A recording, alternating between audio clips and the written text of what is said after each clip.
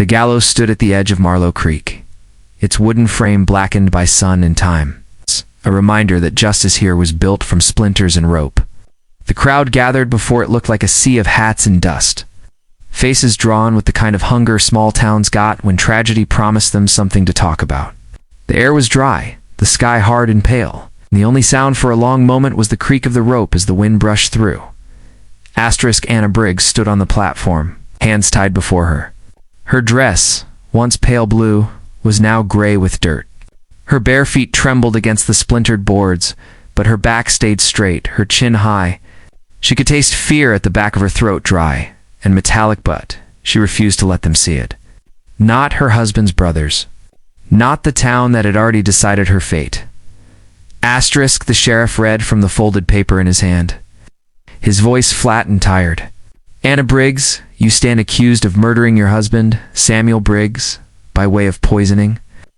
The evidence brought forth by his kin, asterisk lies, Anna whispered, asterisk, though her voice barely carried. Asterisk, the sheriff paused, glanced her way, then continued, and witnessed by the community, has found you guilty. The sentence is to hang by the neck until death. The court of Marlow Creek has spoken. Asterisk, the murmurs rippled through the crowd. People shifted their weight, waiting. There was no jury here, no trial worth remembering. Just the word of the Briggs brothers and the sheriff, too weary to question it. Asterisk, Anna's gaze found them in the front, standing shoulder to shoulder. Matthew and John Briggs. Their hats low, their coats clean, boots polished like they were proud of this morning. Matthew's smile was small and cruel, the kind that spoke of victory. John's eyes were colder, his jaw set tight. They were the same eyes she'd seen in the doorway the night Samuel died hard. Waiting for her to scream, asterisk, the sheriff turned toward her. You've got one last chance to speak, ma'am, if you care to. Asterisk, her heart thudded. She took a breath that scraped against her ribs and looked out over the faces below. They were all strangers to her now. People who had once smiled in church, waved from wagons, asked about her husband's cattle. None of them moved. Asterisk, I didn't kill Samuel, she said, her voice shaking at first but gaining strength. He went out that night to meet them, his brothers. He'd found out what they were doing, cheating men out of land, stealing cattle. He wanted to stop it. I followed him. I found him, her voice caught, but she forced the words out. I found him lying in the dirt with a bullet in his back. Not poison. A bullet. And before I could reach him, they came for me. They dragged me back to town and told you all this story so they could keep what was his. Asterisk, the crowd murmured again, uncertain this time. The sheriff frowned, glancing toward the brothers. Asterisk, she's lying, John snapped, his voice loud enough to hush the whispers. Everyone in this town knows she wanted the ranch for herself. You saw how she treated Samuel, always arguing, always pushing him to sell. Asterisk, she's a snake, Matthew added, taking a step forward. And snakes get their heads cut off before they strike again. Asterisk, the words hit Anna like stones. She could see the sway of the rope in her peripheral vision, feel the roughness of it brushing against her neck. Her knees went weak, but she didn't cry. She wouldn't give them that. Asterisk, the sheriff hesitated, his eyes flicking between her and the brothers. You've both made your case, he muttered. If there's nothing more, asterisk, Matthew moved first, reaching for the rope, tightening the knot. Let's be done with it. Asterisk, Anna's heart pounded so loud she could barely hear the sheriff protest. The air seemed to narrow, the world closing around her like the walls of a coffin. Somewhere a child whimpered. The sky above looked too wide, too empty, and then hold it right there. Asterisk, the voice cut through everything. Deep, even, carrying across the square like the crack of a rifle. Heads turned.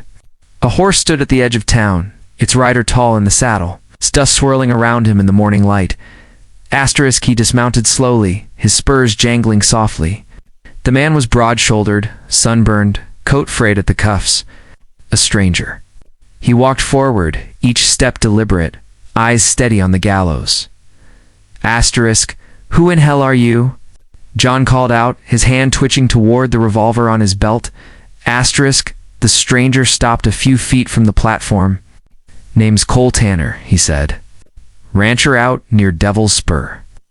His voice was calm, but there was steel beneath it. I knew Samuel Briggs. It's asterisk that made the crowd stir. Matthew narrowed his eyes. And what's that got to do with you sticking your nose in family business? Asterisk Cole looked at Anna, then back at the brothers. Because I found Samuel's body myself, he said quietly. Found it 2 days after he went missing. Not a trace of poison on him. He was shot. Bullet went clean through his back. Asterisk, the crowd gasped. Even the sheriff blinked. Asterisk, Cole went on, voice steady as a drumbeat. In the kind of bullet that killed him. Matches the ones you carry, John. .45. Long Colt. I found the shell casing near his body. You think I wouldn't recognize the work of a Briggs? Asterisk, John's face went white. You can't prove a damn thing. Asterisk, Cole took another step closer, hand resting on his holster. Maybe, but I've got to witness one of my riders saw you two arguing with Samuel near Black Hollow the night he died. Saw you draw on him when he turned his back. Asterisk, the sheriff's eyes hardened. That true? He asked, looking sharply at the brothers. Asterisk, neither spoke. The air was thick now, heavy enough that even the wind seemed to stop moving. Asterisk, Anna's breath came fast, her mind spinning. She didn't know this man, didn't know why he was here, or how he knew any of it. But she saw in his eyes something she hadn't seen in weeks' belief. Asterisk, John's hand moved fast toward his gun. But Cole was faster. The revolver was out, cocked, aimed square at his chest before anyone could blink. Asterisk, I wouldn't, Cole said evenly. You draw that iron and I'll drop you where you stand. Asterisk, the crowd gasped again, people stumbling back. The sheriff stepped between them, palm raised. Easy now. Nobody's dying today if I can help it. Asterisk, Cole didn't lower the weapon, but his voice softened a fraction. Sheriff, you hang that woman now. You'll be hanging an innocent. I can prove it if you give me the time to ride back and fetch what I've got. Asterisk, the sheriff looked at Anna, then the brothers, then at the stranger who stood like he'd faced worse odds before breakfast. Finally, he sighed. Cut her loose, he said quietly. Matthew shouted, You can't, I can, the sheriff snapped.